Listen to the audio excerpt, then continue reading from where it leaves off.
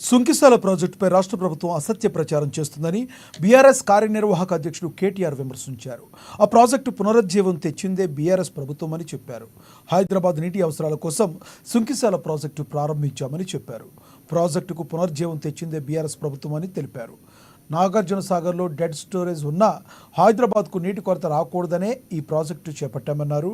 హైదరాబాద్తో పాటు చుట్టుపక్కల గ్రామాలకు సాగు తాగునీటి కోసం ఇది ఉపయోగపడుతుందని కేటీఆర్ చెప్పారు.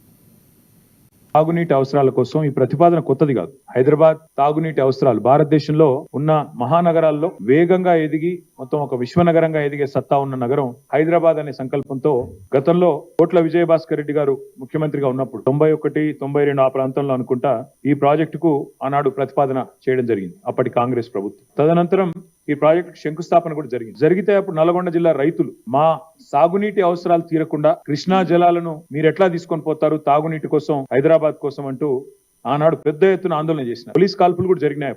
జరిగితే ఆ రోజుల్లో రైతులు చాలా మంది గాయపడ్డారు.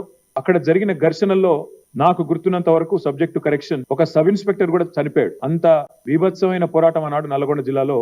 దాంతో ఇంత ఘర్షణ జరిగిన తర్వాత ఇంత గొడవ జరిగిన తర్వాత ఆ పథకం మొత్తంగా అటకెక్కింది. తర్వాత మళ్ళీ చంద్రబాబు నాయుడు గారు ముఖ్యమంత్రిగా ఉన్నప్పుడు ఏఎంఆర్పి అనే ప్రాజెక్ట్ ను పూర్తి చేశారు. ఎలిమినేటి మాధవరెడ్డి గారి పేరు మీద ప్రాజెక్టు పెట్టి దాన్ని పూర్తి చేసినప్పుడు మళ్ళీ తాగునీరు హైదరాబాద్ కి ఇవ్వాలి సుంకిశాల నుండి అనే ప్రతిపాదన మళ్ళీ మీదకి వచ్చింది.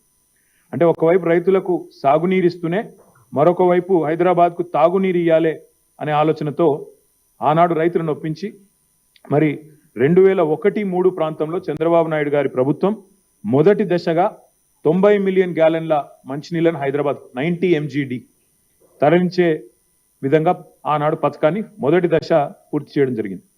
ఆ తర్వాత రాజశేఖర్ రెడ్డి గారి హయాంలో